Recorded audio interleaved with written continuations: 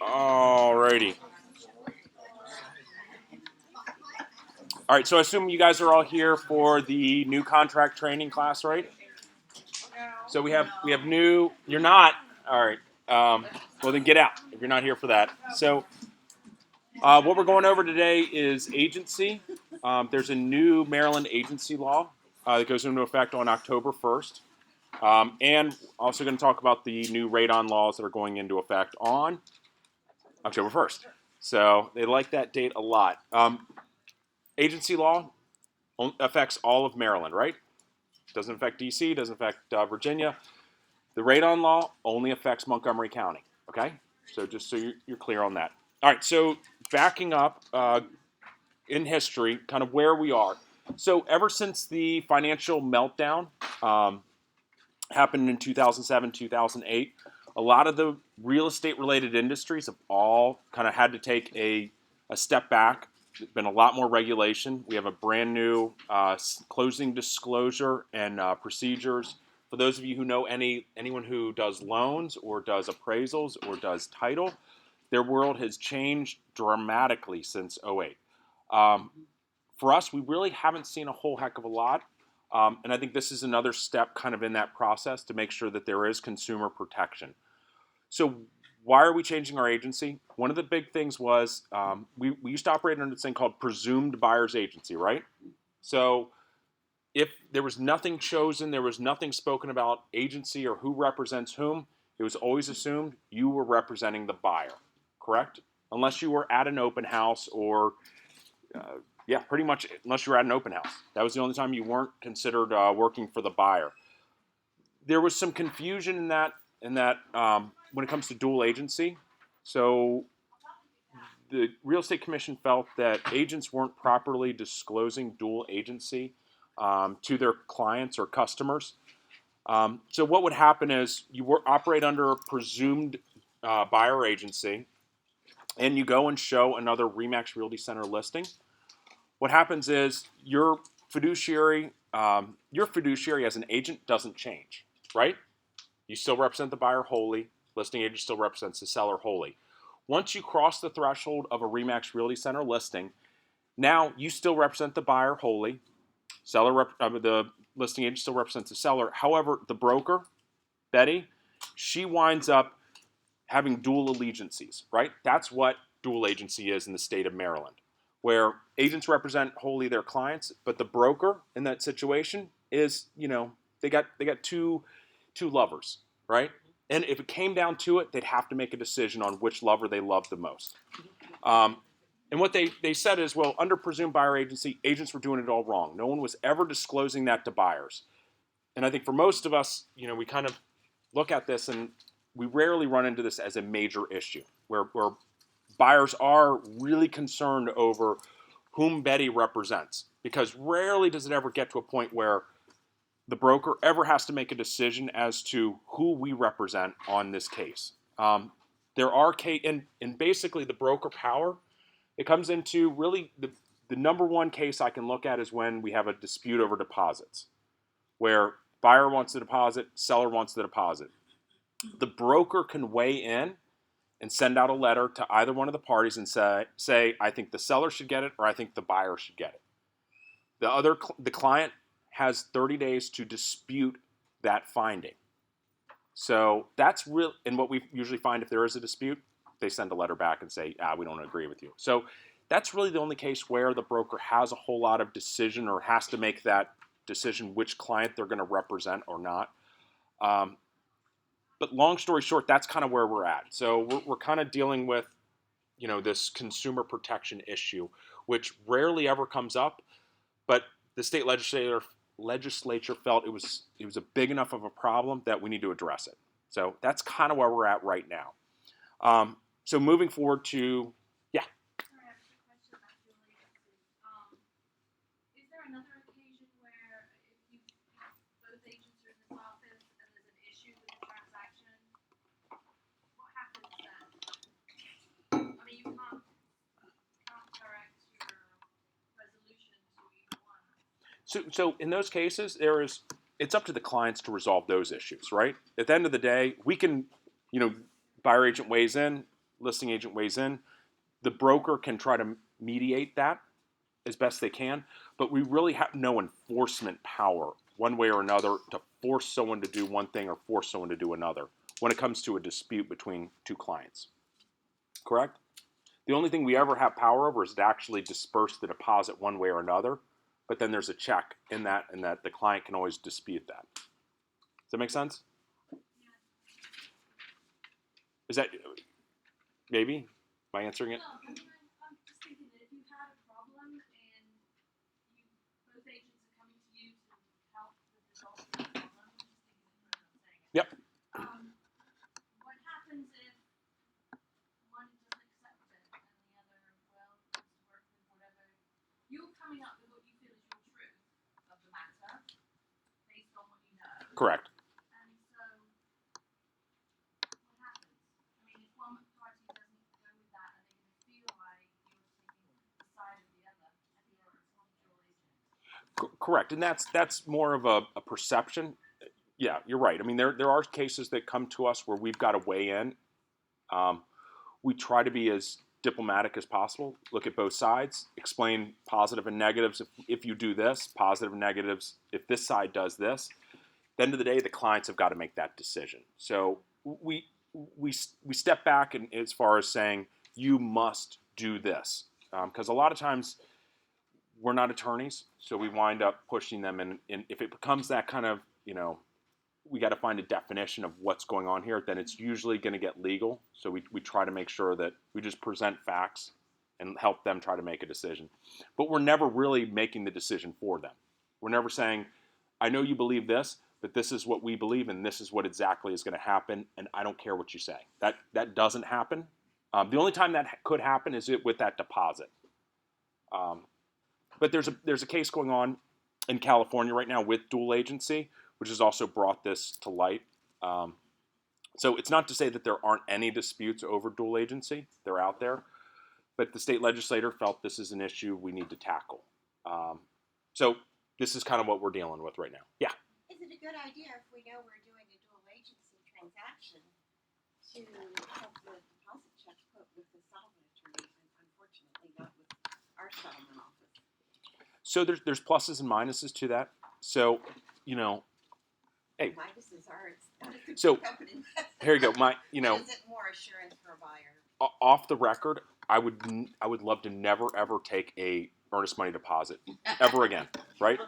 Because it's just everyone comes to me, no one's happy whenever there's a dispute, and they want me to just release it, and I can't without releases, and I can't release it fast enough.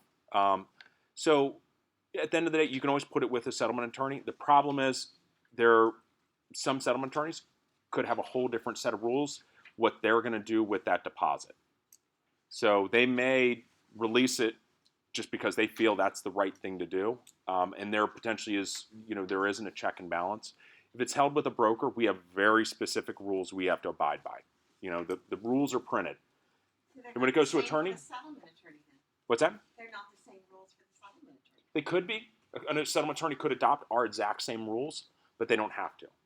So it could be, you tell someone put it with a settlement attorney, and that settlement attorney, decides that, well, this is the way I do my business, and I don't want to hold deposits longer than 30 days, and if you can't find a resolution, I cut the check in 50-50, and I send it to both parties. You can ask before you settle. Yeah, I mean, exactly. Yeah, so the long and short of it is, if you talk to legal counsel at MAR, they'd say you should always put it with a broker because there's rules behind it. Everyone knows what the ground rules are. Put it with an attorney, you don't know. Yeah, Vince. Dual agency. Uh-huh. If we're Remax of Realty Center. Uh-huh. I'm the listing agent. Another Remax Bowie Uh-huh. is the buyer agent. It's not dual agency. Uh, Yeah, it's outside because we're each independently owned franchises. Yep. Yep. It's only if it's within Remax Realty Center. Yep. And this becomes more of an issue with your larger companies where there is, like a Long and Foster, Weichert, where there is one broker for the whole kit and caboodle. Yep. Yeah. I went to the MAR class Uh-huh. that Chuck Caskey did. Yep. And one of the things he brought up about presumed agency, the fact that we don't have it anymore, Yep. is that we no longer can take people out to look at property. So we're going to get to that. Oh, okay. Yep. Yeah. So I'm setting the stage for how we got here. And Paula's one of our star pupils who's actually attended a course to go over this. I mean, the shocking thing is this thing's coming out in like 11 days, and we're all kind of like, okay, what is this? I just found where the new forms are. They're not even on like MD Realtor, the cover of their website. So we're all kind of scrambling to catch up on this, similar to what we're doing with the Radon too. All right, so let's move forward to, October 1st. Going forward, presumed buyer's agency is done. So what does that mean? So in the past, have you guys ever, got a text on your phone? Let's say you had a lead come in either from Remax.com, Zillow, Trulia, Realtor.com. Respond back to the client. Client says, I love this property. Will you show it to me today at 3 o'clock? You look at your schedule. You got nothing at 3 o'clock. It's a great house. You actually would love to look at it. Run out and go meet the buyer at the house. You're standing there at the doorstep. What do you guys do? You open the door, right? Okay? Because at the end of the day, we're presumed buyer's agents. We're meeting them as a buyer's agent. If they love this house, we're probably going to write a contract as a seller sub-agent or as a buyer's agent. Buyer's agent, of course. So now, October 1, same situation happens, 3 o'clock, run out to the house. Before you can let that person in the door, you've got to do one of two things. Either you've got to have them sign a buyer-broker agreement that they agree to have you represent them as a buyer, correct? Or you have to give them a disclosure that says, I'm a seller sub-agent on this property. I represent the seller. Anything you say, do, or tell me, I'm obligated to let the seller know. Okay? So those are your two options.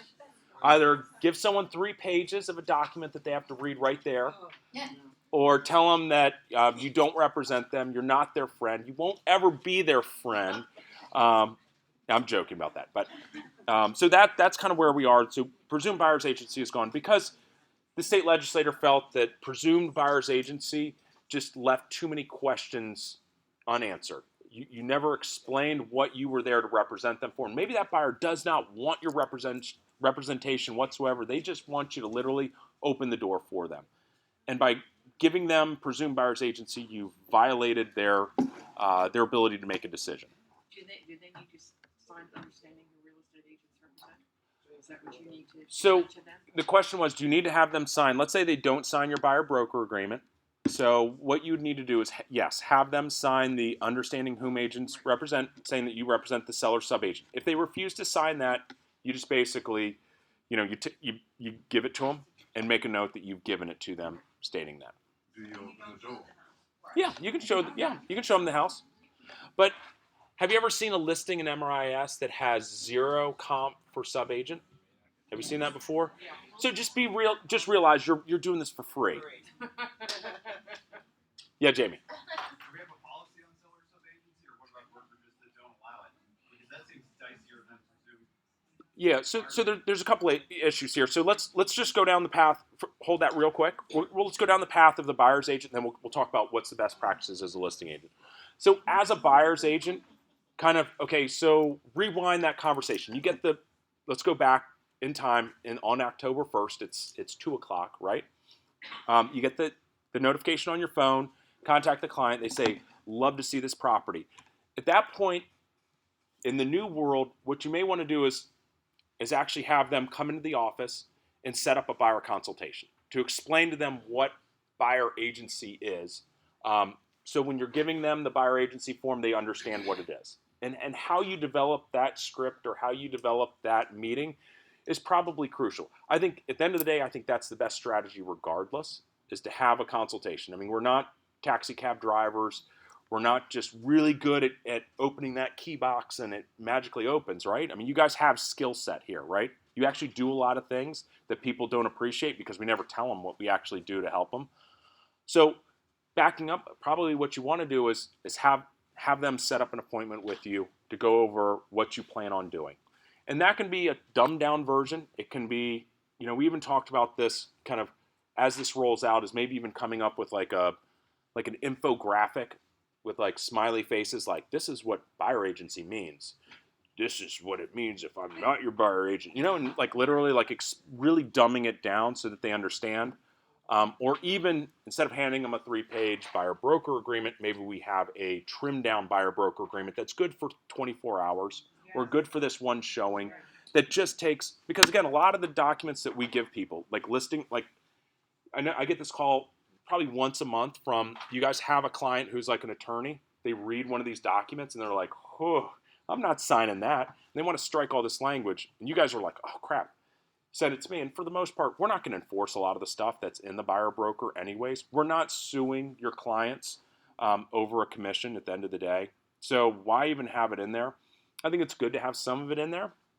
But I think at this stage, because we are potentially kind of forcing this document on someone before we built any rapport, any trust whatsoever, that maybe we do kind of pivot on this and create something that is a little more dumbed down. How we do that is kind of between here and there. That's what we're working on and trying to figure out. Yeah. Correct. I'm saying like we back here, like with Bob, myself, Betty, Kevin, just making sure we create something. And I'm hoping GCAR picks up on this too, because I think we're probably, as a brokerage, we're probably not the only ones who are saying, yeah, our agents go out and meet people at homes for the very first time and actually show them product and then talk service, as opposed to sell them service for the hopes that they will use us for product. Yeah, Shelby.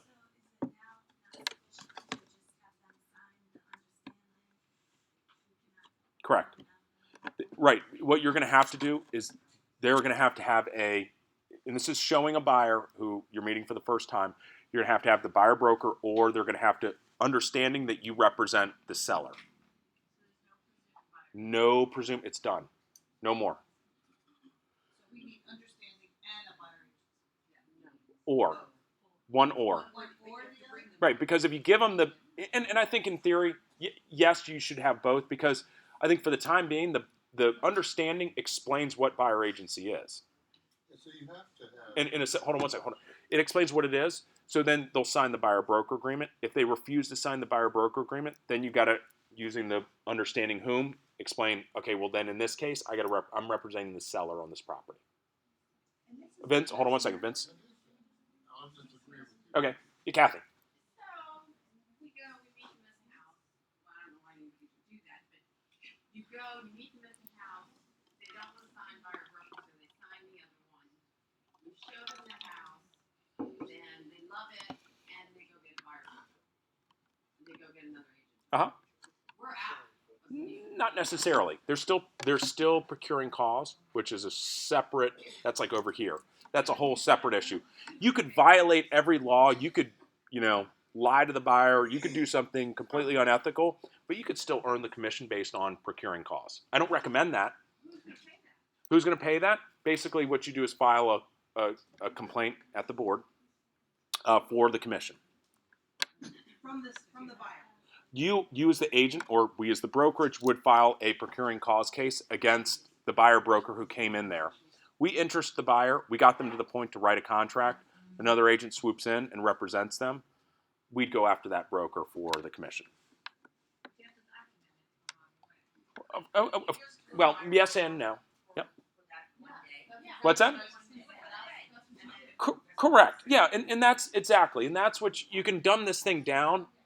Make it for one day. Make it for one showing. However, they still have to sign. Hold on, guys. Hold on. To Ellen's point, you still have to have them sign a document, right? So it just depends on are they willing to take it for one day, one showing, and it's just how we do our business is just going to change from that 2 o'clock conversation with the client to the 3 o'clock meeting them. What you do in between there. Etta, and then Brooke. It was my understanding there's no procuring cause anymore, but whoever writes the contract. No, that's not true. No, they're still procuring cause. There's no more procuring calls? I heard that too. From who? The big guy. He's an auctioneer. From Jim Butler. Right? Didn't you teach us that? Chuck Chasky didn't say that. I have not heard. That's huge. That's huge. If that's true, I will look that up. I'll find out for you. And maybe he's taking that out of context. I just can't see that as being the case. Joe, Chuck didn't say that. Yeah, because again, they would have taught at the agency course at the beach. They would have definitely said procuring calls is out the window, And they did. right? Because if you think, just let's on a tangent. He didn't actually say procuring costs is out the window. He just said you'll never get there. Yeah, he was like, good luck with that. That was basically his take on it. Like, not gonna happen. I wouldn't. Well, again, whoever gets the buyer interested in the property, regardless of what contract you have, what disclosure you've given, you can still claim procuring cause and win, right? So it's totally different than what the documents you've had the buyer say. I think his point is probably everyone's going to be papered up, that every buyer will know what it means to be represented. So no buyer would ever walk into an open house without you because they've signed that document. They would never walk into another agent's listing or call another listing because they've got that buyer broker. I don't think so. I mean, it still happens. It happens all the time where buyers are under 2 buyer broker agreements and they wind up even walking into a third agent's property and writing it with a third agent. So I'll double check that though. Yep. Brooke, and then Brenda. Up on what they were saying back there, which is, it seems very simple. If you have to have a form signed to explain to them first, who would you rather have? Who would you rather me represent? You and your best interest, or a seller and try to get them the best price in terms? The buyer's of course going to want to have their own representation. So you sign the paper for 24 hours or one address just for that day, and then you can go Yep. further with it. But I think that the critical thing is to have the buyer understand which is better for you, buyer. You want me to represent you, otherwise, I can't help you. You're going to be, the seller's going to be the one. Yep. So I think that's where it's the presentation. They'll sign it because they're going to want to have you looking out for them. Absolutely. Yeah, no, and I think in theory, yes. And I think part of it, though, is going to be what other agents are doing out there in the marketplace, too. Because they may have met 10 other agents. You're the first one to ask me to sign some document. Ooh, now I'm, but some of that is maybe you don't want to work with a client who's worked with 10 other agents. But it just, I think it's going to become you've got to make sure that, just like I started doing with the agency disclosure form, whenever I gave it to someone, I'd always be like, every single agent should be giving you this at your first meeting with them. And this is, I have to.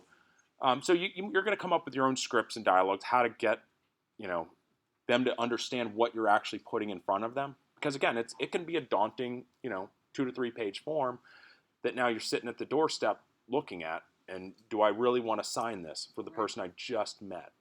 Do you still give them out at the open houses? So we'll talk about open houses separately. Yep. So why don't we just send them a DocuSign before you even go out? Right. So the statement was, why don't you just send them a DocuSign of a buyer broker agreement ahead of time? I think that's a great idea. Some type of pre-presentation, and again, I think it's how we, from 2 o'clock to 3 o'clock, now we're going to change how we prep for that 3 o'clock showing. That maybe we send them a PDF or a video on, this is why you want buyer representation. This is why you want me, so that they have a little bit of information to digest ahead of time before meeting you for the very first time on that doorstep. Yeah, absolutely. Yeah. Your first suggestion about coming up with a shorter form for this, how realistic do you think that's going to be in getting that approved, or do you have to do that? Yeah, and I'm talking with the folks at GCAR to see, I think we should modify the buyer broker then. Maybe we should, again, I'd love for them to help us so that everyone's giving the same exact form out there. I do want to see how feasible that is and what can be taken out and what what can. Yeah. Okay, so that's the buyer side of it. Any questions on that? All right. So the other thing on, go ahead. This was how it was before they came out with personal buyer agency. Oh yeah. Well, this is before buyer agency. Yeah. This is, and yeah, and to a certain extent. Yep. Yep. Yep. So now let's shift gears over to the listing side. So now as a listing agent, so how many of you guys in here, raise of hands, do 0 for sub-agent compensation? Okay. Why do you do that? Because you're taking out Hold on. I got 3 people who did it. So why do you guys do that? I think it's misunderstood a lot of times that when you put in a listing, I'm not gonna pay a sub-agent commission and a buyer's agent, it's gonna take all the commissions. So you'd only pay one at a time. Yep. But Any listing, there's always 2.5 or. so I don't think people and agents understand that the sub-agent is not the listing agent correct. or the buyer's agent. Correct. So Are you not gonna compensate them if they sell the house? Not if they're a sub-agent, no. Or they're working for your seller. so here there's a plausible reason why you wouldn't want a sub agent, and Ann was just alluding to it. One is you take on the liability of that sub agent. We as Remax do. So that person could be the biggest shyster in the world, and we wind up, they hand the client off to us. They've made a mess of the contract, given it to us. It's ratified. Now they can kind of back away from it and say, Remax Realty Center, this is your person to deal with now. I'm going to go find another buyer to go write another crappy contract for. That was the fear back when the market was really hot. There was a couple brokerages in Virginia that were really specializing and kind of preying on sub-agency. That was their business model. And so some people put in 0 just for the sheer fact that they don't want to deal with that. It's rare that it comes up. So that's where a lot of the 0 you see should be coming from, is where there's just, we don't want to accept buyer sub-agents. I think in today's day and age, for the next, quarter at least, I would probably recommend any of you who do 0 to add comp for a sub-agent. Because there may be those agents who are showing up at the doorstep. Here's buyer broker agreement. Here's sub-agency. I'm not going to sign your buyer broker agreement. I can't show you this home. So you potentially exclude part of the marketplace. Yeah, Brenda. Sorry. So sub-agency isn't somebody else in our office, it's something different? Correct. What is it now? So sub-agent is an agent from an outside brokerage. Because if you think about it, within the brokerage, the sellers agreed to pay Remax Realty Center. And technically how we as the brokerage want to split the commission is up to us. Just for our policy, if it's, if you're going to offer the buyer agent 2.5, that's what you're going to give the Remax Realty Center agent if you're the listing agent. So sub-agency is agents outside the broker, what you're going to compensate them. Yeah. If you take on that policy, you're gonna be shooting yourself in the foot, because we're gonna have other people starting to operate as sub-agents all the time, because it's easier to do. And it relieves them of all liability. I mean, if we could all come in as a sub-agent, wouldn't we love it? We're not responsible for much.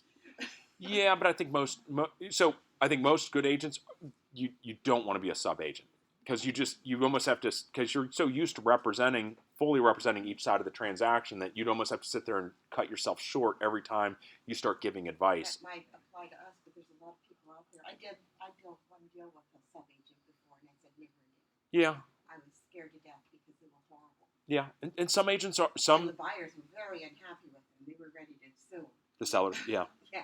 and I think that's a fear, is that Seller is the buyer. Well, I was the listing agent. It was the buyer's agent. Yeah. It was horrible. yeah, and there's some fear that sub-agency could come back and rear its ugly head as far as agents who prey on it. I think for the short term, I think there's going to be agents who are going to be stuck in a sub-agency situation, and I think you might limit your exposure if you put 0 in the sub-agency. That's just my opinion. Can't you always renegotiate that, though, if you have a decent agent Nope. coming in? Oh, you can renegotiate it up, but again, they may be sitting at the doorstep, or they may even say, you know what, because this is a 0 sub-agency, and I haven't gotten any buyers to sign a buyer broker agreement, I'm not even showing that property, right? or I'm not even putting it on my list of ones to show them. You know, maybe they're showing a property that's a 3 sub, and there's yours is next door or down the street. They're not showing yours for fear. I think the buyer is going to see his list of houses he wants. Seems like they all have. They're finding them on the internet and calling them. Yeah, I wouldn't take. I mean, again, what do you guys think? What would you do? Can you, I thought a sub-agent was an attorney. What is the definition of a sub-agent? So,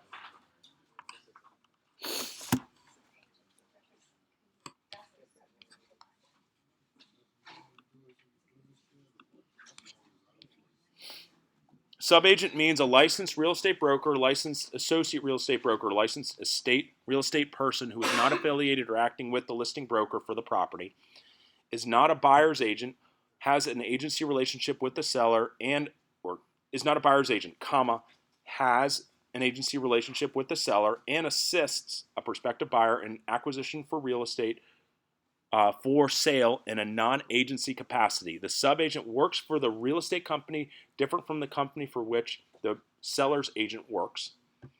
The subagent can assist the buyer in purchasing a property, but his or her duty of loyalty is only to the seller. That's what it says. So if I'm the selling agent, what relationship? Selling agent, what does that mean? Tell me. If I'm the listing agent. Okay. What relationship would the sub-agent have with the seller?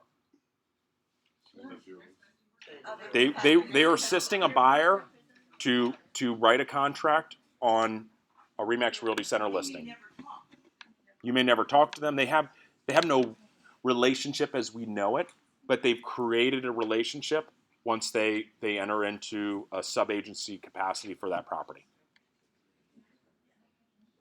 Jane. Could you renegotiate the contract, work contract with a sub-agent and say, you know, we're happy to work with your contract, but we need you to get a buyer agent? No, because you've already shown the house one time as a sub-agent, you cannot go back and show them. So, Brooke, who told you that? The guy in the seat. Yep. So there's, and I've heard the opposite as well from another trainer. So I'm just trying to get, and this is where there's definitely going to be some confusion, because I've been told that you could actually be a sub-agent and then reverse, once you show the buyer the property, they fall in love with you. They're like, why would I ever not want you to be my buyer broker? But I really want to buy the house, that first house you showed me. I want to buy that house from you and you represent me. I've been told you could go back and create a buyer agency at that point and represent them. However, my concern with that is, well, let's say the seller was at the property and you disclose to the seller that I'm a sub-agent. At that point, then what is now the seller thinks you represent them. The buyer is going to think you represent them. So, yeah. Good, Brooke. And that creates a big problem with confidentiality, because you go back and you're representing that buyer now, you know everything about them, but you were a seller's agent. So they could say to you, well, I need more, tell me what their bottom line is, tell me, and now you can't, but you were a seller's agent. So I think that crosses, I think that's dangerous. And that's a confusing thing, because that's what everybody's going to want to do. Yep. Sure, let's go back and now we'll be your buyer's agent. Okay, great. But I think legally, I think that's scary. Yeah, if you follow MREX, Maryland Real Estate Commission, their theory on open houses and how agency gets set up with open houses, and you follow it through seller sub-agency, you couldn't go back and become a buyer agent. However, I've been told by a trainer that you could go back. So, and I think this is one of those friction points that they, again, we're 11 days away from this rolling out, and I just think they're trying to figure out what actually happens on the street with some of this. Yeah. What are the chances that a sub-agent and the sellers ever meet? Right. You tell me. I don't know. How many? Yeah, you guys ever met a seller at a house? They're in the front yard. They talk to you. They open the door. Yeah, Jamie. What's Bar's position? Are we really adapting to this, or are they trying to work this out? This is the law. I mean, forever, or are we really?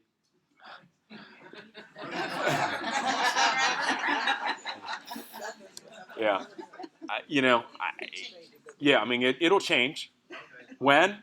I don't know. It'll change. I guarantee you it will change. I just don't know when. And I think they're probably going to modify to a certain extent. But keep in mind the way. Hold on, guys. When it comes to the Maryland law, it's usually done on a yearly basis. So I think this law came into effect like back in April. It became law. It didn't roll out until October. So they usually do this stuff only once a year. So don't expect. I gotta imagine. It's rare that they ever do a mid-year change. So I imagine it's going to be a full year before we see any major revision to the interpretation of this. It's going to be, I think, up to the local boards who are going to try to pivot and maneuver how you deal with this for the next 12 months. Kathy, and then. You said earlier that a sub-agent comes and writes an offer and they do a crappy job and they just wander off. Yeah. The responsibility falls on you as the broker to straighten this out. But they have a broker, don't they? In a sense, but it's going to boil down to, because you both are working on the same side of the fence. If they decide to shirk their responsibilities, you have a full-fledged obligation. Sure, I mean you can file a complaint against them, but at the end of the day, your client could give a hoot. They just want and you're the one who met with them. You have in Joe Shaver's example, you have the relationship with them, right? So they're going to look to you to get this thing across the finish line. Sure, you can go back and complain about that agent, but they're still going to get paid.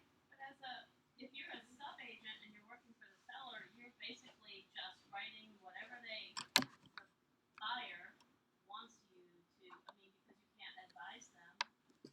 So whatever offer you're submitting is basically what the buyer wanted you to submit. Yes, you're an order taker. Right. Yep. Same thing, which is what it was back before 1991.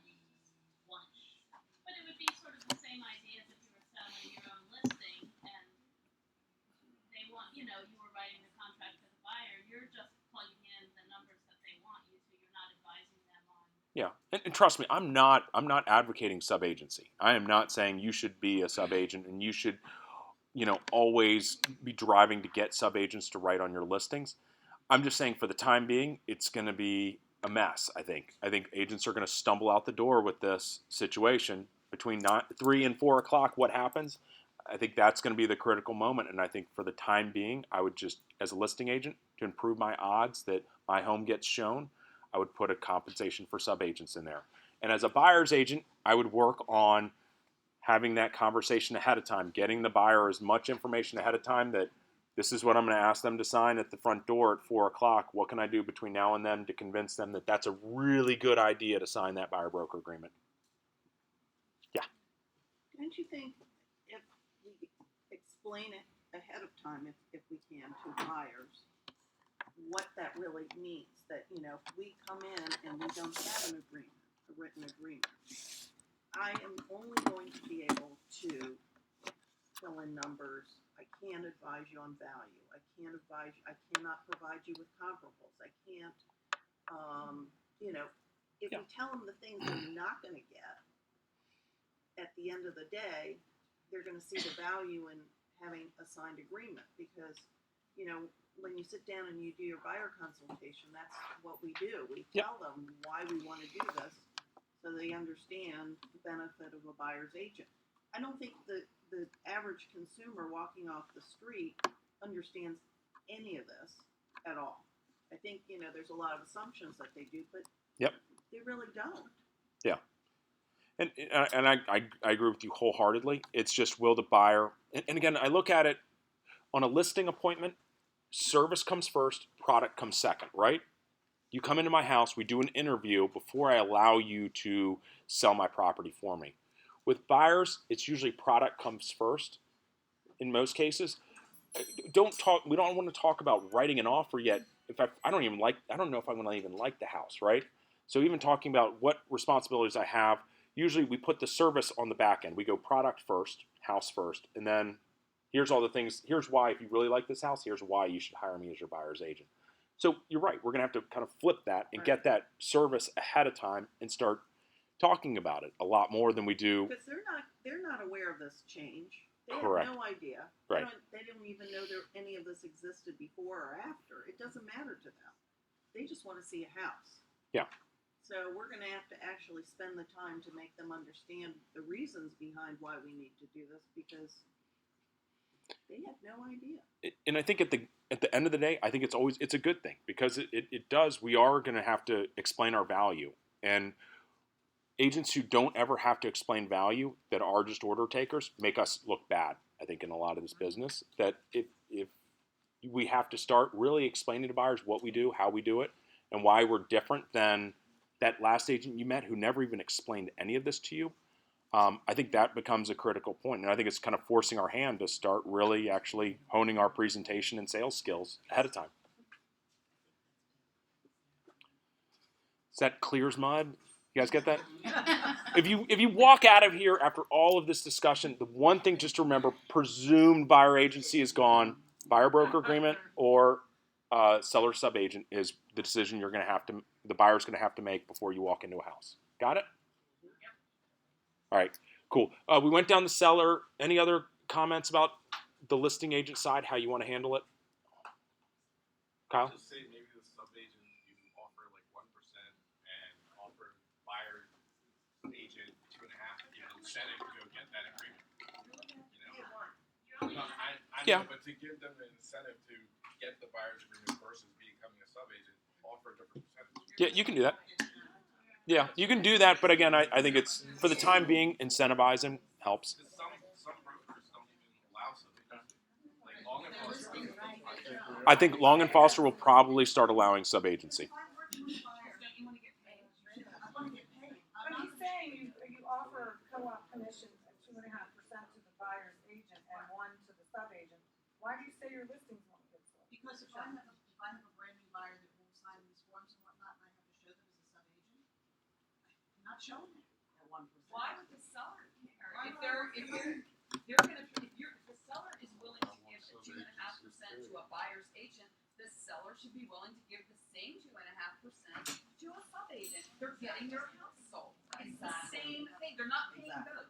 They're gonna either pay one agent who's representing the buyer or an agent who's representing themselves. Well, in theory, they're paying the broker a total commission. It's our decision to really. But you're right. At the end of the day, the seller could care less what bag the agent comes in. Either they come in the buyer agent bag or the We'd like sub agent. sub-agency better. Yeah, Yeah. but you have to do all the work. I'm looking at the They risk don't side. care. Yeah. Yep.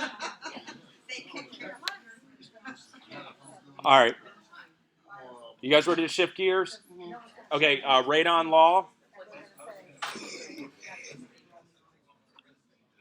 Alrighty. Okay, I'll send out a link after this course to the office regarding the new radon law.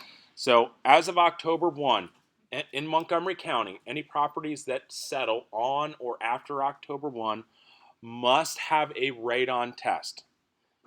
As long as they are not, the exclusions are anything in a condo regime, right? Anything in a co-op regime, anything in the town of Barnesville, the city of Rockville, the town of Kensington, or the town of Poolesville. Okay, here we go. So exclusions, condo co-ops, right? And it doesn't matter. It could be it looks like a townhome, but it's in a condo regime. It's excluded, right? Cabin John, you've got single family co-ops. Those are excluded. Okay, so condo co-op excluded. There's 4 towns that are excluded. Okay, Barnesville, Rockville, Kensington, Poolesville.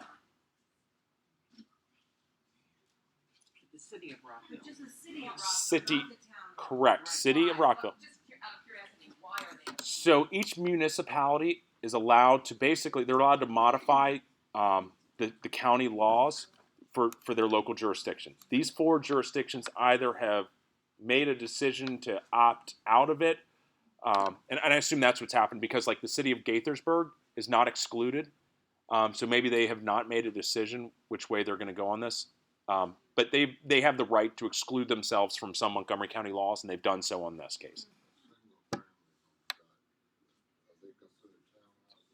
So here's the only single family is a townhouse. And it could be an apartment style condominium. If it was in a fee simple, it's included. It's in a condo or co-op regime, they're excluded. Doesn't matter what it looks like, what it smells like.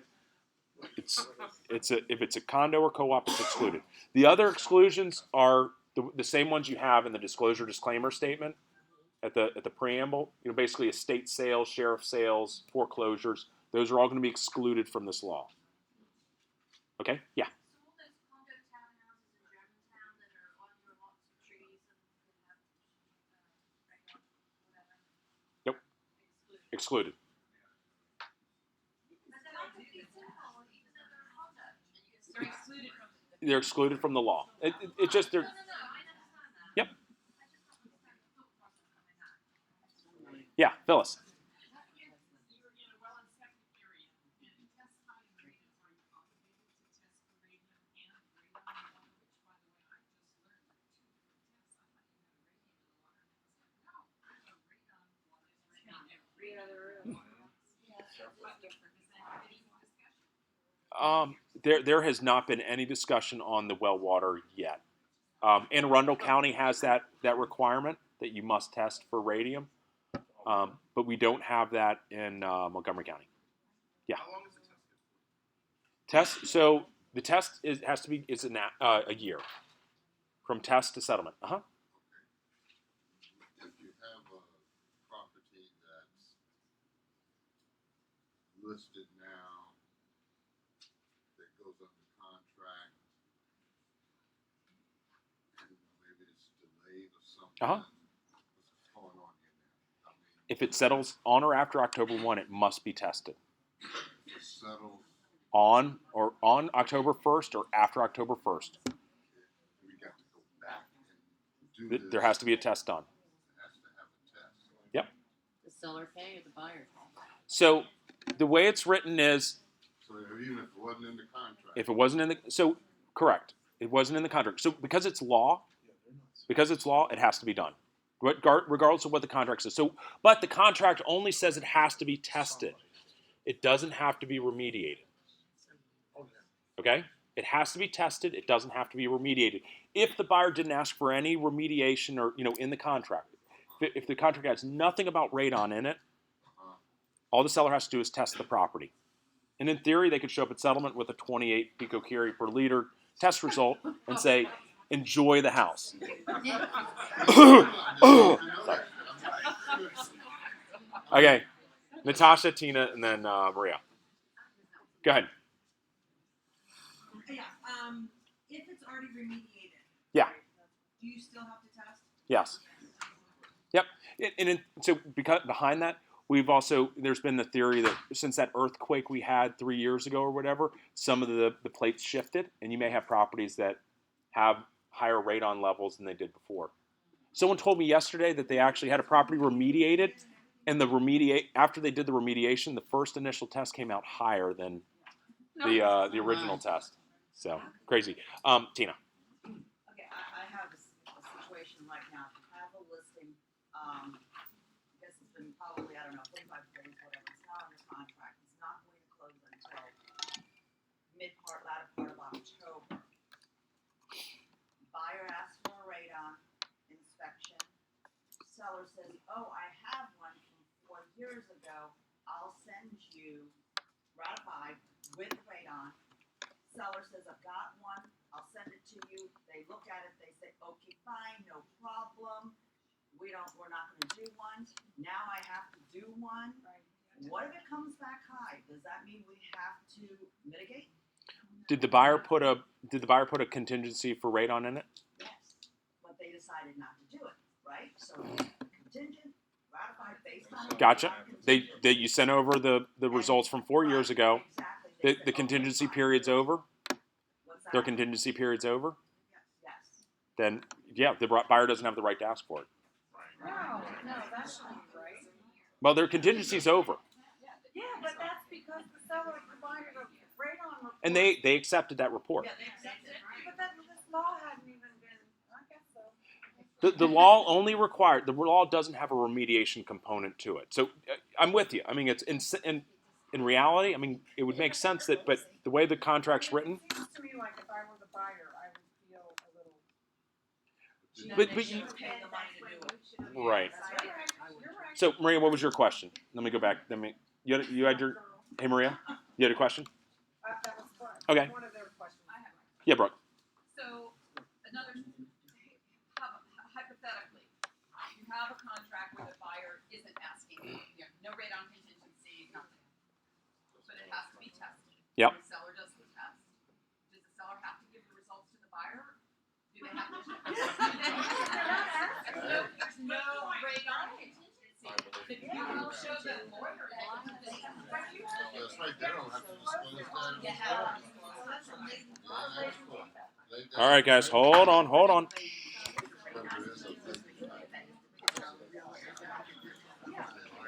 Okay, guys, 1 second.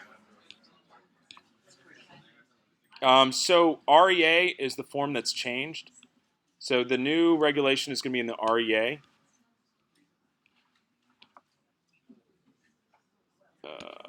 Wait, just the REA change, not. Correct. So this, let me just make sure I got the timing right on this. So the one thing about this, it doesn't give you a time frame on when a copy of that result is to be given to the buyer. It just says in the RA, is a copy attached to this or not? To the REA addendum. Right. Right. So if you haven't done the test yet and the buyer doesn't want to have, isn't going to pay for the test, seller does the test. In theory, the seller could wait to the very last moment, get it tested, and hand them the result at settlement with the keys. Yeah. If you don't have a contingency. Correct. If there's no contingency, if there's nothing else that's said in here, the seller's required to test. And if they haven't already tested, I think here's the 1 second, guys. Going back, if you have tested and you have a bad result, I think you're obligated to give that test to the buyer. I mean, it's supposed to be attached to this REA addendum. If you haven't tested yet, potentially you wait to the very last moment. Yeah. So, if the addendum clause is gonna change, because if the addendum clause doesn't change, then your buyer should fill that out with the time period. That's what. Say that again? Because the new REA is out, I saw it yesterday. Yep. But the addendum clauses has not changed. Correct. It's still the same. Yep. So your buyer needs to fill that out so that he gets those results in 10 days or 7 days or whatever you would typically put in. That's Yep. the way that Only you if do he it. wants a contingency. Some buyers, if you're in competition, they're gonna take out the radon or whatever, Yeah, because they don't wanna put only it in. if you're concerned about it, yeah. Yeah, the addendum of clauses, let me just double check.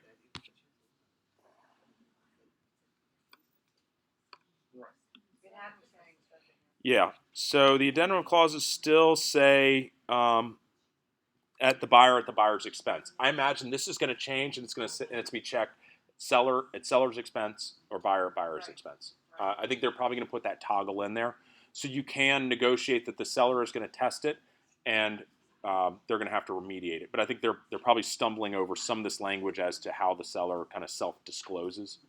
They'd have to give a result to the buyer. If the seller does it, they'd have to give a result to the buyer. The buyer would have that void because they have a void option in here. If the result came in too high. Yep. So if you don't have it, an addendum clauses, but go back to where it was in the contract. So if you don't specify it there and it comes back with radiation, who is responsible? Is there? Say that again. Who's going to be responsible? Because I see on the form right here. If there's no radon inspection contingency in the contract, remediation is not required, no matter how high it comes in. Okay, but if it is, It is the seller's responsible based on the way paragraph 4 is written. Okay, all right. Yeah. So Joe, I'm thinking ahead, wait until you get an offer, see if it's in there, and the buyer will test it. Correct. But if it's not in there, then the No seller one will has to remediate unless. Yeah. So If you have the contingency, then. hold on, guys. Shh. One at a time.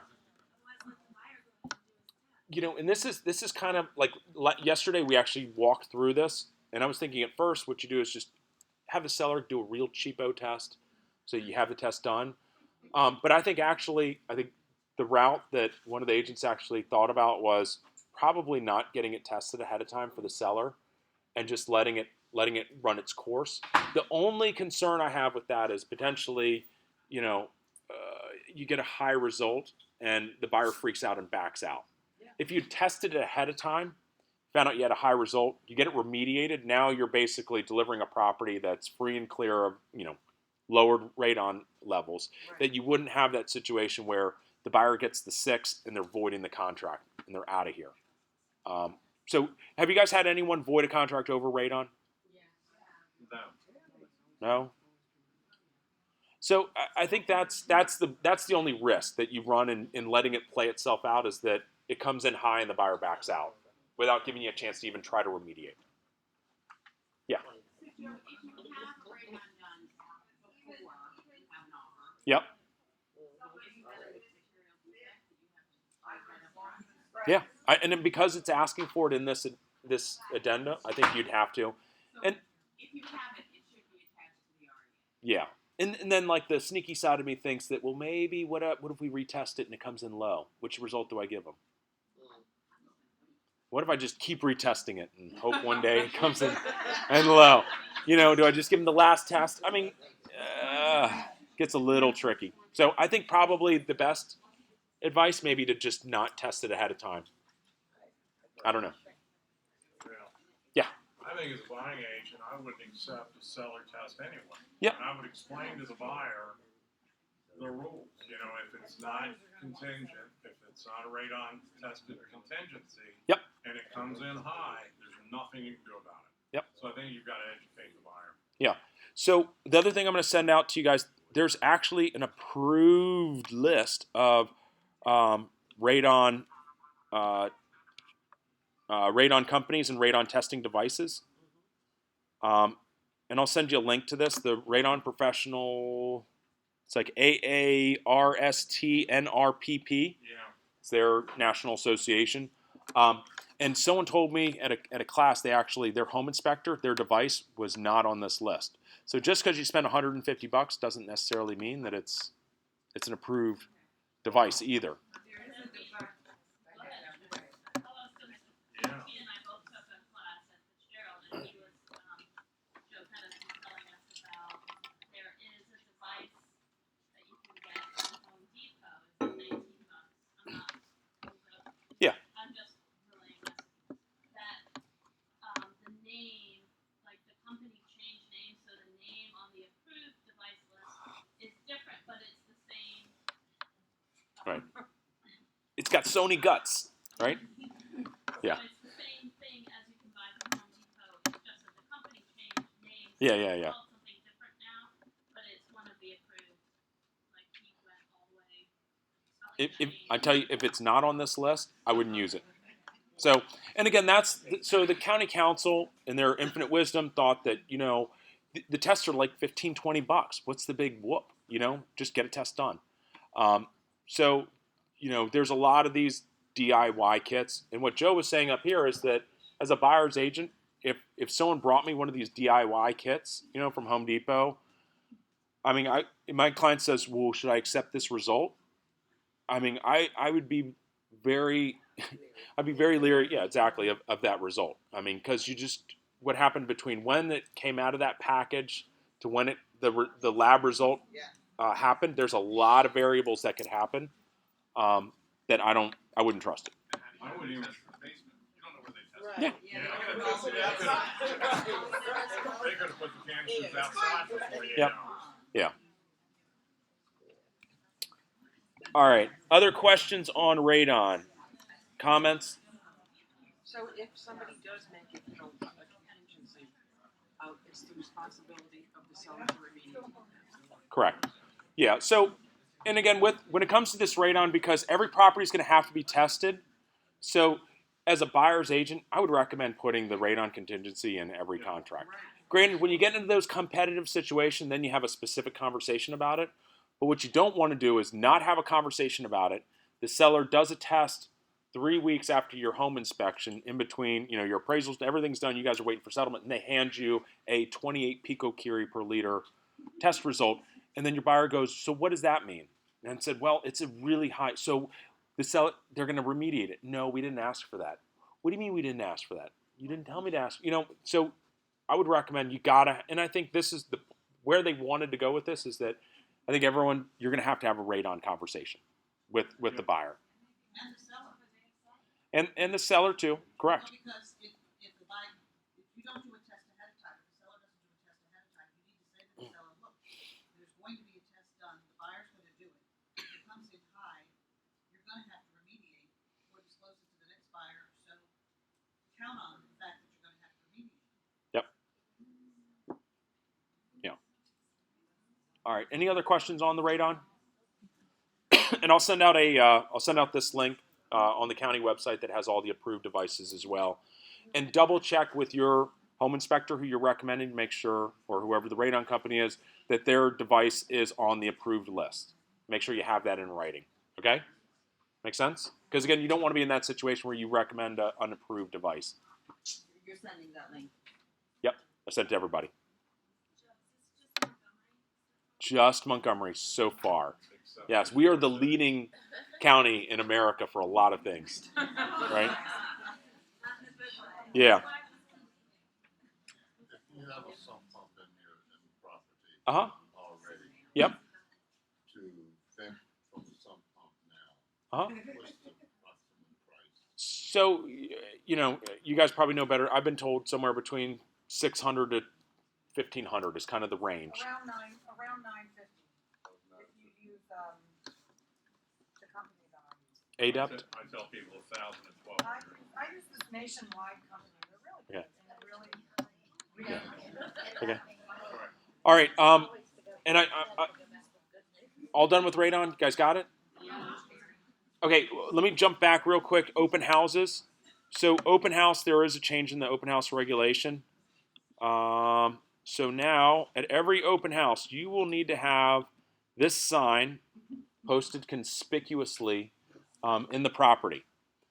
So what it says is, attention prospective purchasers, please read this sign carefully. This is to advise you that agent over there who's conducting this open house, bold, all caps, represents the seller or sellers and is required by law to promote the interest of that seller or sellers. And this is in red. Any information you give this agent is not considered confidential, right? Do not tell them any information. Under the Maryland Real Estate Brokers Act, it could be disclosed to the seller of this property. You, as the buyer, are entitled to have someone represent you as a buyer's agent if you are interested in this property. The duties of the buyer's agent include helping you evaluate the property, prepare an offer on the property, and negotiate in your best interests. That's it. Yep. Yes.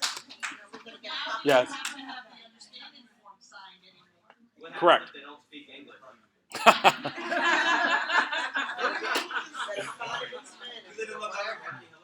Right. Yeah. It's not on zip forms yet. Yep. Brenda. Yep. Correct. As long as they're given this form, I think it does behoove you to make sure if you get into a substantial conversation with them that you are giving them the agency disclosure form, that you represent the seller. I mean, I think it's just one of those things that they tried eliminating that. I think it makes sense just from a liability point of view, just so that they understand. Yep. Why didn't they just put lines for every buyer to sign that when they come in? They do not have to sign this. Right. This just has to be displayed. They did that to simplify. You don't necessarily have to have that form signed. I'm just saying, as a practice, I think it makes sense. Yep. Chuck Cassidy says it has to be in color. Yep. All right, guys, here we go. Yeah, Did you guys hear that? that was my question. It has to be in color. It has to be 8.5 by 11. You cannot modify this sign in any way, okay? And if it's on the door and the door's open, they're not going to see it. If it's in the window and there's bushes in the way, they're not going to see it. Just put it next to your sign-in sheet, right? And I've heard different ways to do it. You can put it in a picture frame.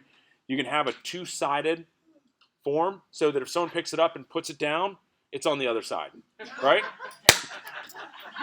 Always thinking. Can you laminate it? You can laminate it. Okay. Yes. Yeah, because yeah, right. Yeah, yeah. I'll send this out to everybody. I mean, this thing is buried. I mean, these forms are all buried. They're going to come out soon, but only when there's enough confusion. Not till October 1st. Yep. All right. Any other questions on that stuff? So this is October 1st also. October 1st. Yep. Maryland. Okay. All right. Okay, that's all I got on the agency law and the radon. If anyone wants to stay and talk about, I promised some people in July they changed the home inspection and the addendum of clauses and the finance contingency. So if you don't want to stay for that, now's the time to leave.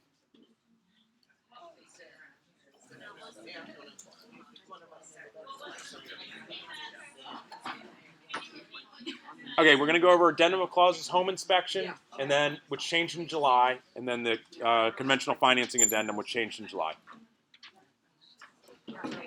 Yep. How long, Jeff? Probably like a half an hour.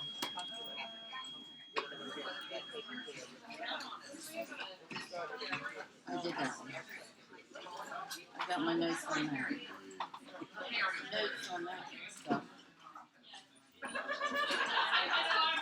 What are you doing? I don't even want to. No, I know that sign. One of these days.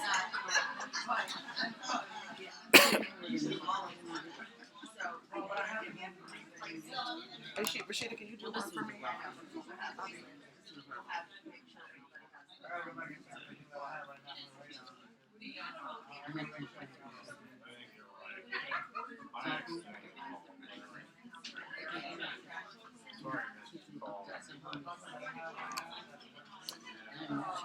All right, guys, let's hop into this so I can get you guys out of here and hopefully in the next 20 minutes.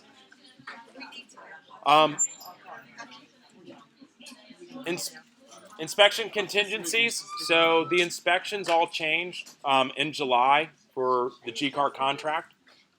So if you remember, we used to have a specific home inspection, and then we had a general home inspection, right? Specific had the ask for your laundry list, 3-day back and forth, right?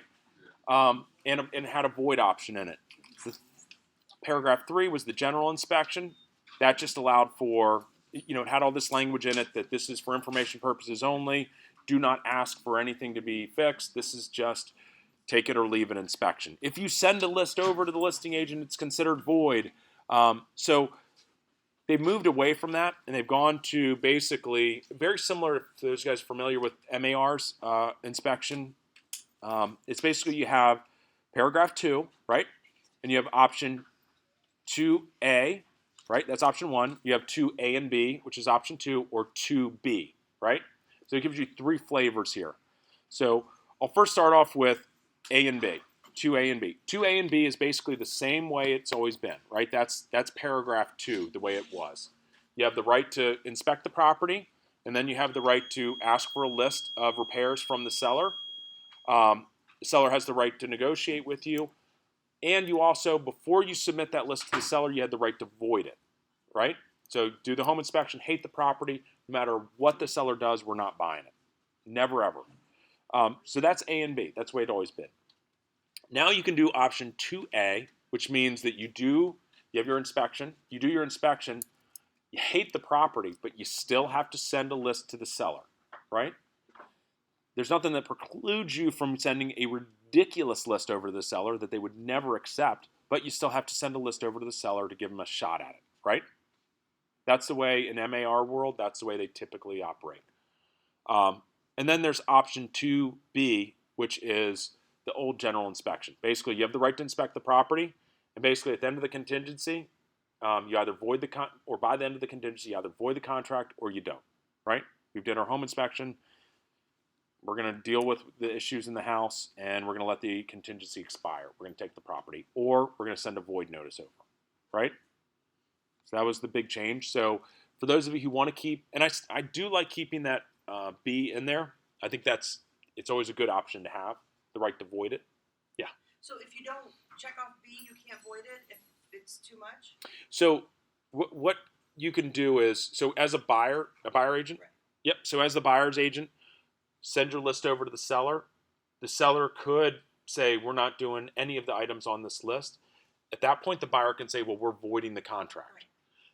The seller then has 3 days to say, well, we'll go back to your previous offer of that list of 20 items. We'll do all of them. And you're stuck in the contract. But what if you have the right to cancel? If you have the right to cancel, you just tell them we're voiding it. You don't have to send a list. You don't have to do anything.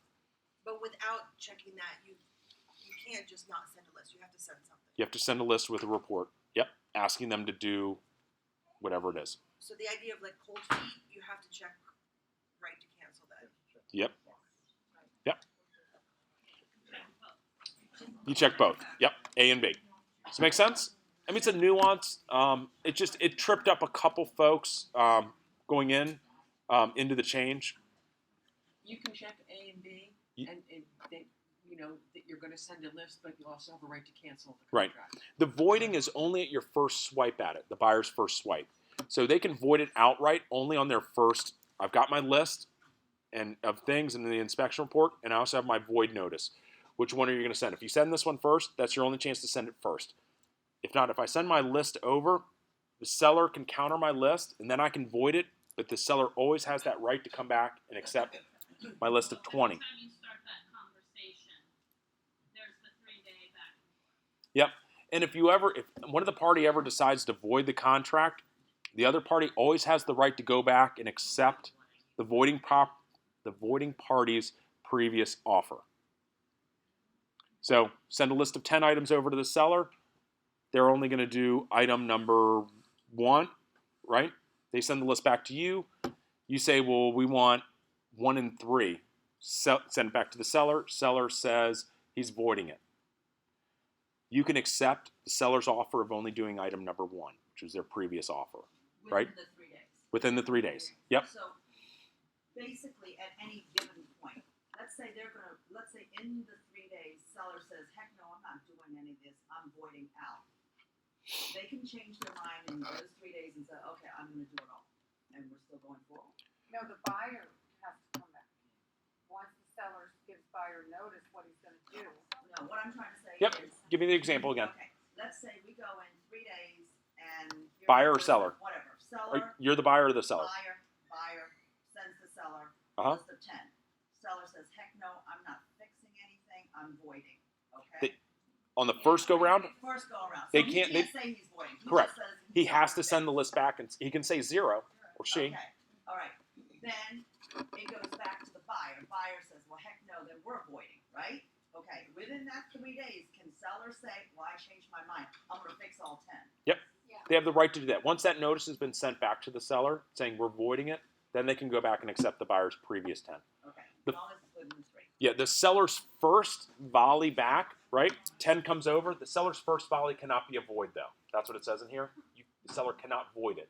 They have to they can send it back 0, but they don't just have an outright opportunity to void it. So if the seller says no, we're not going to, and the buyer says, okay, we're gonna void it, would the seller's only recourse be either to accept that or to agree to all 10, or could they come back and say, all right, we'll do 5? Once that void notice is in the seller's hands, their only option is to accept the void or to accept the buyer's previous unaltered response. Yep, there's no more negotiations. Void or take my previous response. Yep. All right. The other, yeah. Just a question. So you would advise checking both A and B. I advise taking A and B. Yep. As a buyer agent, that's what you would always do. Yep. The other thing that has changed is just the home inspection response.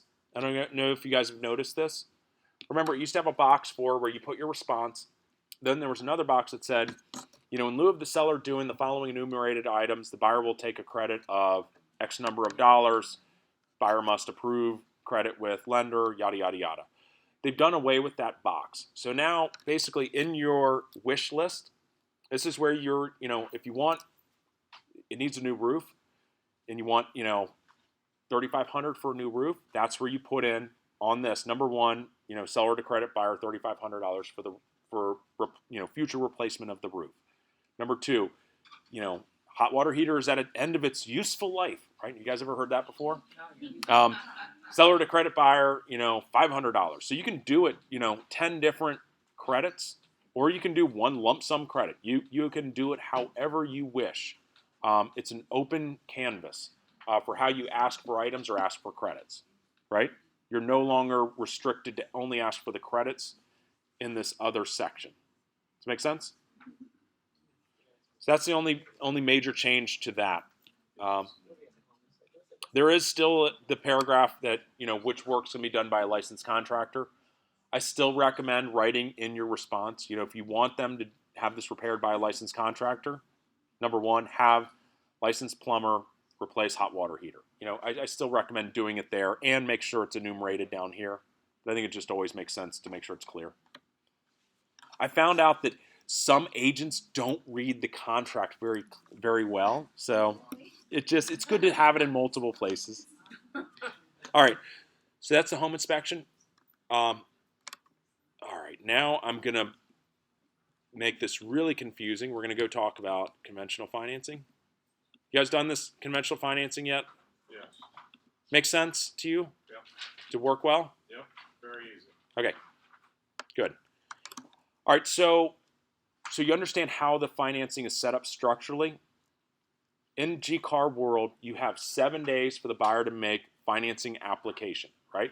The application's, if you look in the G-Car contract, finance application is set at 7 days. MAR, it's you can create your own days for application. So what does this application mean? Because a lot of us have always, I remember when I first got in the business, we write done, in the financing application period. Because you'd already made application, you have your pre-approval letter. Nowadays, technically what happens is you can't make application until you have a ratified contract. So once you have that ratified contract, technically the buyer can shop for financing for that 7-day period. And let's say you came in with an 80-20 financing from Movement Mortgage. You present that to the listing agent. They're like, I love Alex, 20% down. Oh, this is beautiful. They tell the seller, you should take this offer. This is great. The financing is great. During that 7-day period, technically the buyer can go shopping and go pick a, 2% down program from, Doritos Mortgage LLC.com. And that becomes their specified financing now. They can swap them out during that 7-day period. They have to tell you after they pick the new lender, as long as it's within that 7-day period, but they have the right to shop during that 7-day period. So we can specify that they can't do that. You can technically specify that they can't do that. So you're saying it becomes their specified financing, and that would void what's written in the contract? It wouldn't void, it would replace. It would replace that? Yep. But how about the people who wanna put more money down? Yeah, if they want to put more money down, I mean, they can choose whatever program they want. But from a buyer's agent point of view, if your buyer wants to shop, that's the time to shop. Because after that, and we get into this in this addendum, is that you lose a lot of protection once you get into alternative financing, right? You no longer have all of the protections afforded you that you would have if it was your specified financing.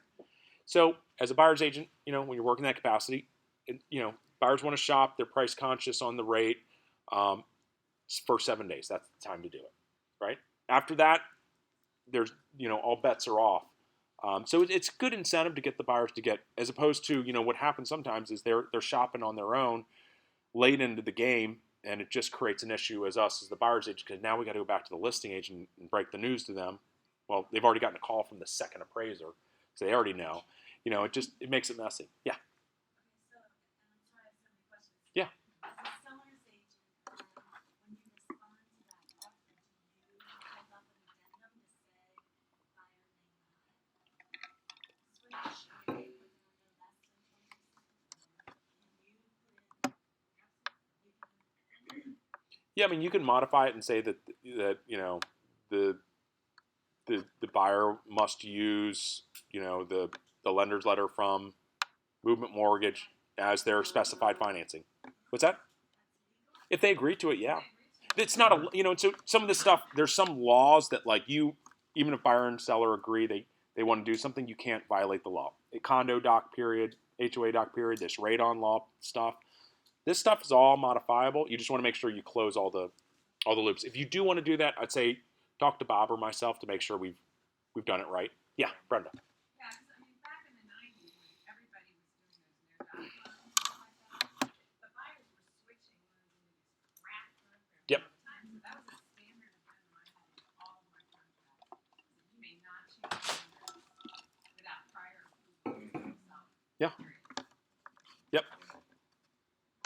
Tina, Joe, So Keisha. if you don't have a document, like Brenda says, and you allow it, and then, you're gonna put down a large amount of money, they shop it, they back, and they said, oh, now I want an FHA. What is the seller's recourse? Can you say no? If it's during that 7-day period, no. If it's. During the 7-day period, no. If it's during that 7-day period, it's no. But what about The seller has no recourse. clause that says that it can't have any financial effect? Impact on the seller. Correct, but once FHA could have a financial. that's only if it's alternative financing. Correct. If it does switch from from conventional to FHA, you would need a new so in that case you would and that's in my example I didn't say if you're sticking with conventional, you can pick any flavor of conventional. If you go from conventional to FHA, you need an FHA addendum. So you need the seller to sign that. So yes, in that case, the seller would have to be on board from switching from conventional to FHA or VA or vice versa. Okay, so then back that up and say, okay, initially I said I was gonna put 50% down, now I'm gonna do 10% down conventional with Quicken loans versus somebody else. Yep. I have no recourse. They None. have no recourse within that 7 days. Correct. Yep. So we as buyer's agents notify the seller in writing that the financing has changed. We've read this thing over and over again. It doesn't say you must. It doesn't say that. But as one sly broker once said, it doesn't not say that either. Huh? So I would say as a buyer's agent, it's in your best interest to notify them that this is who we've chosen, so that if there ever is a question and you're bringing a denial letter from the 2% down Doritos Mortgage LLC, that hey, remember I gave you a letter on day 6. That's who we picked as our specified financing, as opposed to, oh yeah, that's who we chose back on day 6. I know I didn't tell you, but that's who we chose. I think you'd have a hard time. As a listing agent, you should just say if buyer changes lenders, seller must approve Right. new lender and new program. What most flip properties show. Yeah. So if that phrase is not in, Another does the addendum. seller have the option not to sign the FHA addendum? They've already signed the conventional, it's day 5, now we're saying no, Yeah. we're gonna do 3.5. Can the seller say no? Absolutely. Okay, Yep. and would that void the contract unless they went back to conventional? They'd have to get a denial of their conventional financing to be able to void it from the original lender who wrote that specified financing letter. So, but the financing contingency in the actual contract Uh-huh. says that if I'm thinking right, doesn't it say that they can choose an alternate financing so long as it doesn't keep them from getting their financing? So if they went from a 50% down to a 2% down and they didn't get their financing, wouldn't their deposit then be in jeopardy? Correct. And when we get into this, yeah. So if you decide to go alternative financing and you get denied based on the alternative financing that was applied for on day 8, you have no protection with the contract. You meaning you Buyer has no protection that this doesn't apply to you if you're pursuing a different loan program other than the one that you put in the contract as your specified financing. So you better get your financing. You better get it with it. Yeah. I mean, if you're going to pursue alternative financing, you better make sure that if I'm going to pursue this, they'd better get it done, or be prepared to go back to the previous lender and get them to get you a denial letter. but they may have maybe hurt, their feelings might be hurt, and they may be really slow on getting you a denial letter. Joe, you had a question? You just answered it. Okay. It was about, if they've already signed the conventional, day 5, now we're saying FHA, does the seller have the option to not sign the FHA addendum? Yep. Okay. And here's the funny thing: all this what we were just going over hasn't changed. So that's the way it's always been. It just isn't really talked about a whole heck of a lot. But I think in this day and age of shopping rates and things like that, I think it's important to know. And also with the insurance, I always bring up the insurance. The insurance also has to be applied for in that first 7-day period. But just on a note on the buyer's side, I mean, many times I go into the lender with we're gonna do FHA 3% down. And then we get the contract ratified and the lender goes, you know what, we got this excellent program. Your buyer's gonna say blah, blah, blah, and this is good for our buyer. I mean, we wanna do the best job we can for our buyers, so. Absolutely. So on the side of the listing agent to say you can't change or this or that, it makes it hard for a buying agent to really do the job they are called to do to represent their buyers. So you gotta kind of put yourself in both agents' shoes at the end of the day. I mean, I've switched off financing a gazillion times over the years with buyers because it made sense for them to do something different. Yeah, and I think I think to Brenda's point, I think it puts the buyer's agent on notice that sure, if you're going to do that, then you take on all the risk. You better just make sure. I know because again, part of the listing agent point of view is great. I want the buyer to get a great rate too. I want them to love this home, but don't come to me 24 hours before settlement and say, oh, it looked great, but we can't even do it anymore. Sorry, we're gonna move on. We're gonna go rent something instead. And that's what it's trying to protect, is just to make sure those, yes, you have every right to do it, but don't expect to have any contingency. But it has to be within the 7 days. Still has to be within The shopping, 7 days. yeah, but in with the shopping, again, you can't go from conventional to FHA. It has to be within a conventional or within an FHA program to be able to switch. If you need to switch to conventional from FHA or from FHA to conventional, You can do it, you just need to get the approval of the listing agent and stuff. Yep. Because I just did that. Yep. If you're going to do it in that 7-day period and expect the protection, you can always switch to it, but you just fall in alternative financing, and then you're not protected if you get denied on the alternative financing. Make sense? Yeah. Okay. So where this comes into account, so what's really changed is now they've gone from the way it was in the olden days we had this loan commitment. You had a certain specified period to get your financing all done and get a loan commitment signed by the president of the bank, right? And it had gone through the bank board, and 12 angry, grumpy men, put an approved stamp on your loan, and you had an approval letter, right? You guys ever gotten one of those? No, not for a very long time. So the reality was we never were getting a full loan commitment with no conditions on it, right? So what they came up with, and the other thing was, as a buyer's agent, you maybe were really close to having a loan commitment, but you weren't going to send that to the listing agent because you didn't want to give your buyers right. If something, God forbid, happened between now and settlement, you didn't want to give away your buyer's right to have their finance contingency because, financing is only as good as the day that check shows up at the settlement company. So they came up with this option C in the financing. Buyer shall deliver by 9 p.m. on X number of days after ratification, the financing deadline, and this is in bold, a conditional commitment for financing. Conditional commitment for financing. From lender, which is now the conditional commitment. The conditional commitment shall include any outstanding conditions after initial underwriting review, such as final underwriting review audit, final title review, and other underwriting requirements, if any. The conditional commitment shall not, in bold, contain any conditions for the verification of income, assets, employment, and or obtaining credit report, but may contain a re-verification of those 4 items. Okay? So, income, assets, employment, credit report. What's missing from that list? What are things that loans get denied on? Income, assets, credit report, employment. What's the big one that things get denied on that you guys pour over comps? Appraisal. Yes, appraisal, right? Nowhere is appraisal mentioned in this. And that's by design because in theory you can't go to underwriting without an appraisal. Is the I haven't seen enough cases to know 100% for certain, but I've seen enough cases to know that you can't get through underwriting if you don't have an appraisal, right? That's the first thing that's going to come through underwriting.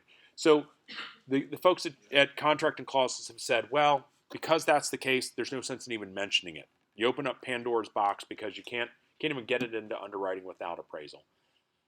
I'd still love to see it written in here because, like to Maria's point, it doesn't say appraisal, right? But it doesn't not say appraisal. I mean, it's kind of ridiculous. So just be aware that it doesn't say that, but there's a reason why it doesn't say that. Does that make sense? Have you guys seen deals go through underwriting without appraisals? Or I don't know. Maybe I have. Maybe I have. Okay. I have, they just say that they're waiting on, they say it's approved, we're just waiting on the appraisal, which means it's not approved. Yep. But that's what they say. Yep. Lender lingo. Following the financing deadline, but until the buyer delivers conditional commitment to seller, the financing contingency will continue, and seller may deliver notice to buyer declaring this contract void. So in the past, right, you had 30-day finance contingency period, right? Seller can deliver notice. Buyer then has like 3 days to go, play catch up, right? Go get your loan commitment to satisfy. Rarely did we ever get that the seller called the question, but we always knew we had a 3-day lifeline, right? So to a certain extent, we always knew we had some time to go back and correct the situation. Nowadays, if you don't deliver that conditional commitment, the seller can call it quits right away, right? There is no warning shot. 3 days, go get your homework done. You're dead, right? So that's the reason. The reason why they put that drop dead date in there is to encourage buyer's agents to get this to the listing agent as soon as possible. Don't delay. Don't wait to be asked for it, because if you wait for it to be asked for, they might kill the contract. They got a backup in place, or the property's a hot property.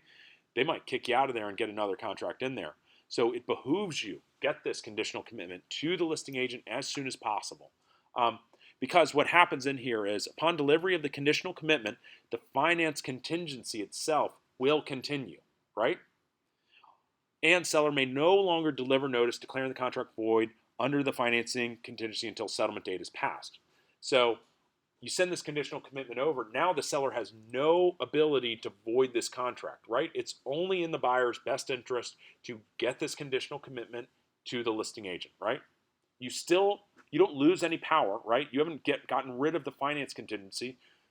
Mr. Buyer gets hit by a bus the day after you send the finance commitment over. Now there's no finance contingency. You've screwed up. That contingency is still there. Mrs. Buyer, the survivor, does not have to buy this property. They can get out on financing, in theory.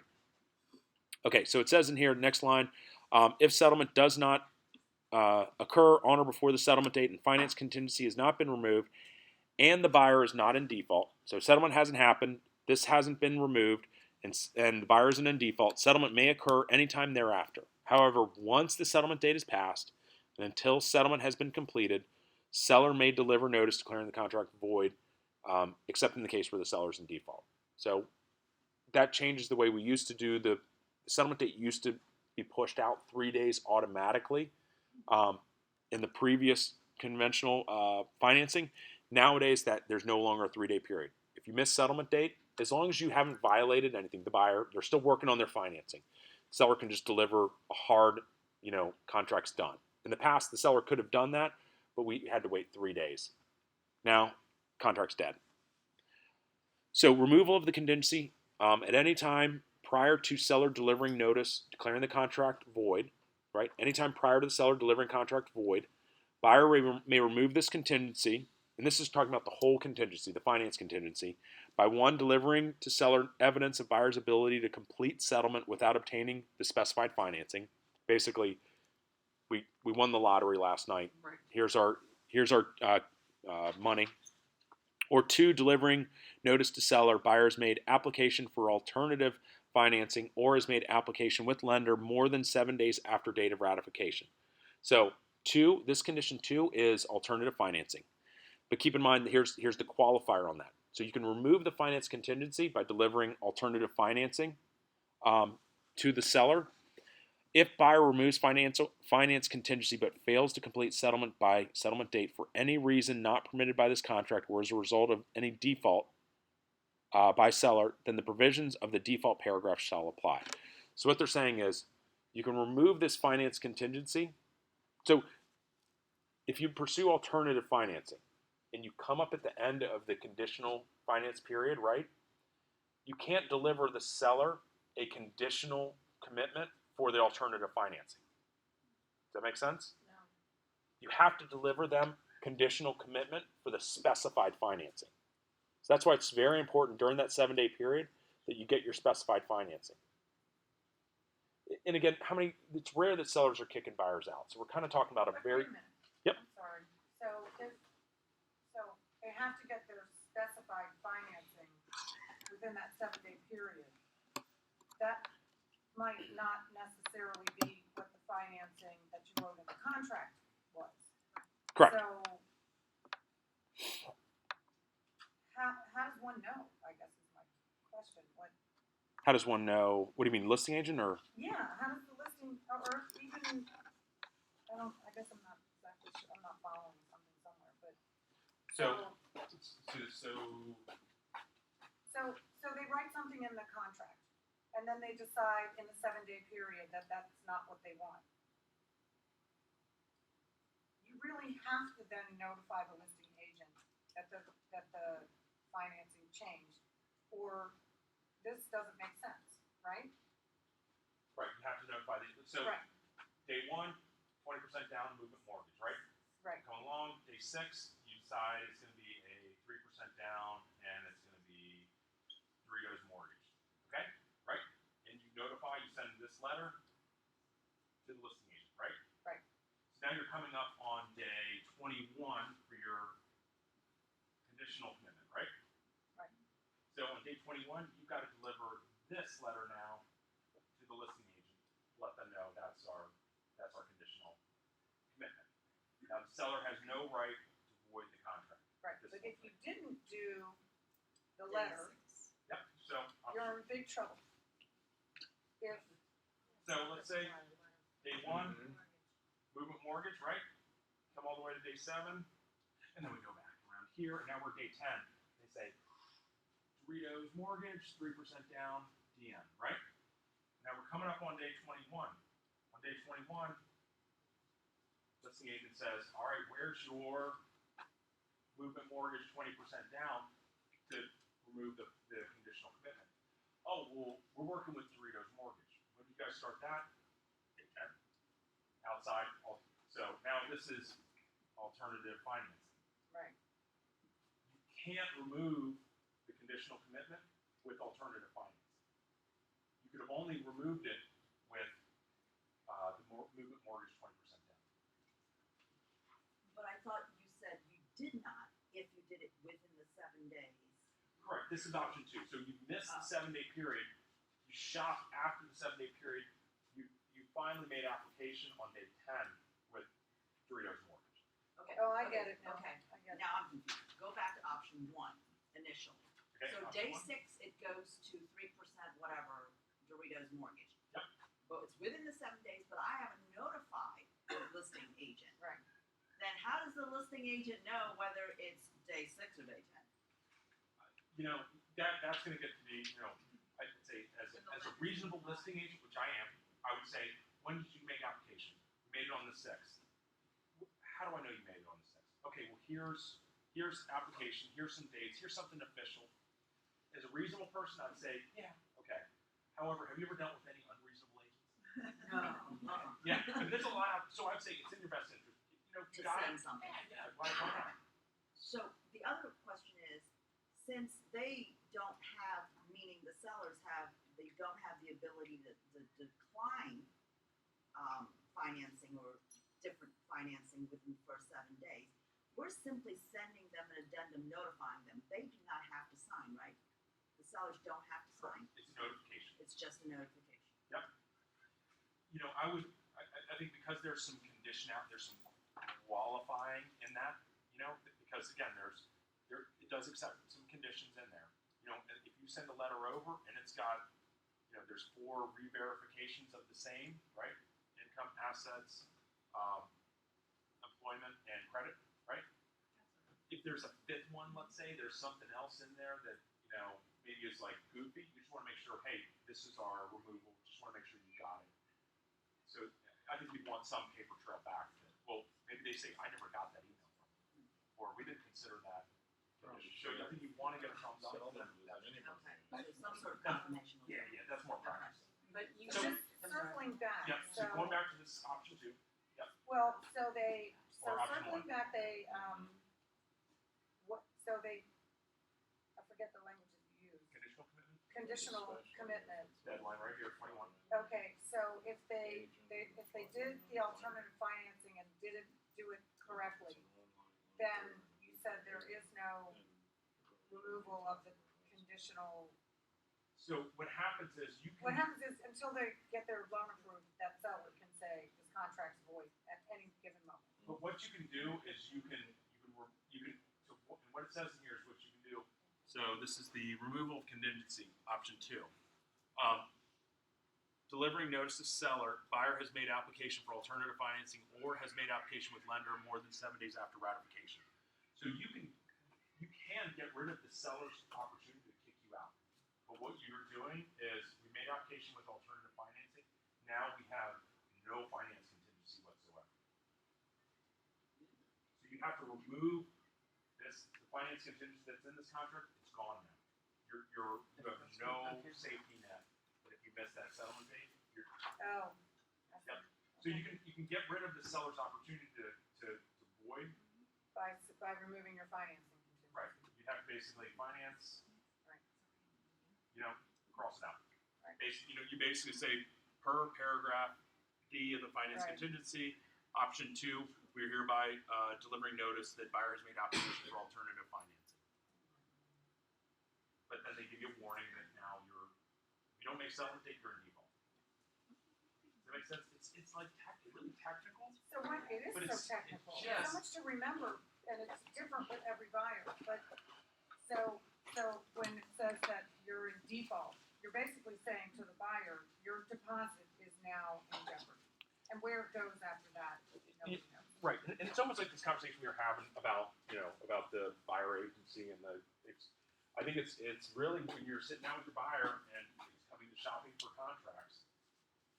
Let's make sure we've explored all options. That this is what you really want to do, because once we cross that 7-day threshold, we lose a lot of options for keeping financing. So once you cross that 7-day threshold, you can go down to alternative financing beyond that 7-day time frame. Correct. You can go through. If you decide to pursue alternative financing, and you don't want to send notice, option D2 to the listing agent that, but once you get to 21, you just run the rest that potentially, Right.